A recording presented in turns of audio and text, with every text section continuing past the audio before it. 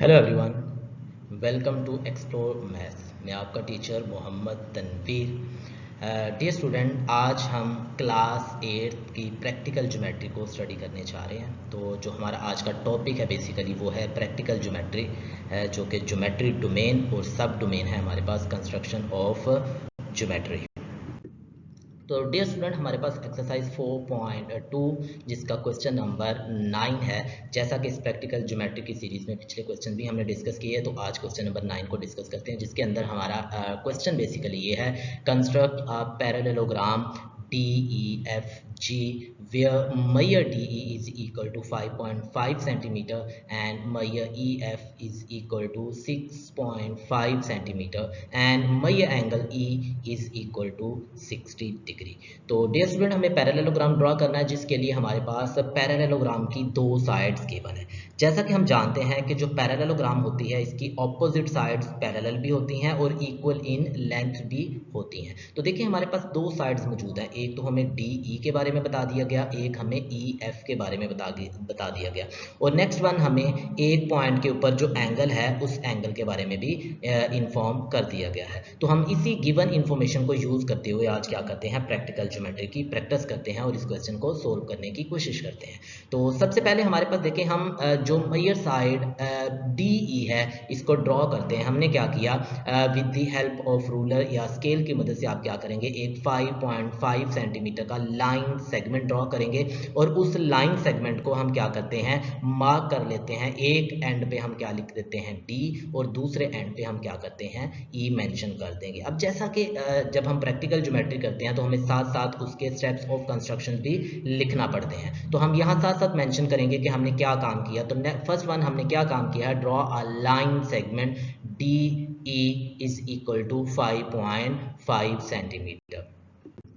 Next उसके बाद क्योंकि हमारे पास एक एंगल भी एट E पॉइंट मौजूद है, तो दूसरे नंबर पे हम क्या करेंगे, अपने जो कंपास है या हम जिसको प्रकार बोलते हैं उसकी मदद से D पॉइंट के ऊपर क्या करेंगे, एक एंगल ड्रॉ करेंगे। एंगल ड्रॉ करने के लिए हम क्या करते हैं, कंपास को अपनी मर्जी से हम किसी भी रेडियस के ओपन करने के साथ हम क्या करते हैं, ये जो पॉइंट DE है, पॉइंट E के ऊपर कंपास को रखेंगे और ये हम एक आर्क ड्रॉ करते हैं। अब जितनी कंपास आपने खोली हुई है उतनी ही कंपास ओपन रहेगी, और उसके साथ जैसे ही आप ये जिस पॉइंट के ऊपर ये जो आपके पास जो आर्क है, ये आपकी लाइन सेगमेंट DE को कट कर रही है, इस पॉइंट के ऊपर हम क्या करेंगे, अपनी कंपास रख के एक आर्क लगाएंगे जो इस आर्क को यहाँ कट करती है। ये जो फर्स्ट कट होता है इसको हम 60 डिग्री कंसीडर कर रहे होते हैं।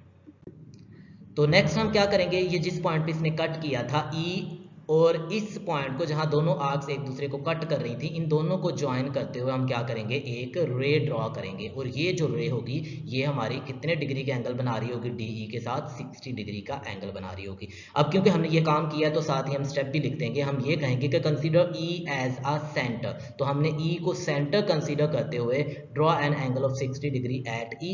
तो हमने क्या किया है, 60 डिग्री का एक एंगल E ड्रॉ किया है, और ये E जो हमने एंगल ड्रॉ किया और ये हमें रे मिल गई है, 60 डिग्री का एंगल मिल गया हुआ। नेक्स्ट वन, उसके बाद हमारे पास सेम लाइक, क्योंकि हमें EF जैसा कि यहाँ नेम से पता है, D के बाद E के बाद F आता है और F के बाद G आता है, तो ये अब हमारे पास क्या होगी, रोटेशन होगी। तो DE, E के बाद F, तो हमें EF साइड भी मौजूद थी और वो थी 6.6 सेंटीमीटर। तो हम क्या करेंगे, जो हमारे पास पॉइंट E है, इस पॉइंट E को सेंटर कंसीडर करेंगे और अपनी कंपास को 6.5 सेंटीमीटर ओपन करके एक आर्क लगाते हैं। E के ऊपर हमने कंपास को रखना है और आर्क लगानी है जो इस रे को पॉइंट F के ऊपर कट करेगी। तो हमने कहा कि ये जो हमारे पास रे EY है, सॉरी यहाँ मिसिंग है, यहाँ Y आ जाएगा इस जगह पे लिखा हुआ। तो ये जो रे EY है, EY को क्या करेगी, कट करेगी एट पॉइंट F। तो F पॉइंट पे कट करती है। हमने जिस पॉइंट पे कट किया उसको मार्क कर लिया कि यहाँ हमारा पॉइंट F एग्जिस्ट करता है, जो कि E से 6.5 सेंटीमीटर के फासले पर मौजूद है। नेक्स्ट वन, सेम लाइक हम क्या करते हैं, DE को, क्योंकि हमें पता है कि ऑपोजिट साइड्स बराबर होती हैं, हमने कंपास को 6.5 सेंटीमीटर ओपन किया हुआ था, तो सेम हम क्या करेंगे, यही पॉइंट D के ऊपर वही कंपास जो 6.5 सेंटीमीटर ओपन थी D पर रख के हम एक आर्क लगाएंगे, जो कि आपको यहाँ स्क्रीन के ऊपर आर्क नजर आ रही है। तो ये हमने एक आर्क लगाई, क्योंकि हमें पता है कि जो D से यहाँ कोई लाइन सेगमेंट बनेगा हमारे पास, वो इस लाइन सेगमेंट के बराबर लेंथ में होगा, क्योंकि पैरेललोग्राम की ऑपोजिट साइड्स बराबर होती हैं। तो हमने उसको क्या कर लिया, ड्रॉ कर लिया।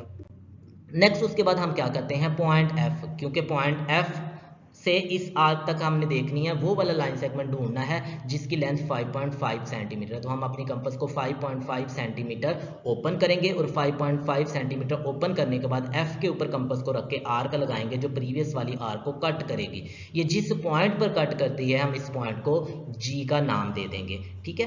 तो सेम लाइक हम इसके फिर स्टेप्स भी साथ ही मेंशन कर देंगे। जैसे जब हमने डी के ऊपर रख के लगाया तो हम कहेंगे consider D as a centre and draw an arc of radius 6.5 centimetre. Same like consider F, अब एफ को हम सेंटर कंसीडर करते हैं, अपनी कंपास को पॉइंट एफ के ऊपर रखेंगे and draw an arc of radius 5.5 centimetre that cut previous arc at G, जिसने previous arc को पॉइंट G के ऊपर कट किया तो हमने इस पॉइंट को G का नाम दे दिया।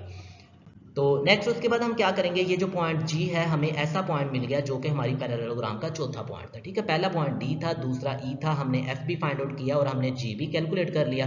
इस पॉइंट G को हमने F और D के साथ मिला दिया और हम लिखेंगे join point G with F and D। तो G को हमने F और D के साथ मिला दिया। जब हमने इसको मिला दिया तो यहाँ देखिए आप हमारे पास DEFG, ये एक पैरेललोग्राम बन गई है और ये जो पैरेललोग्राम DEFG है ये हमारी रिक्वायर्ड पैरेललोग्राम थी।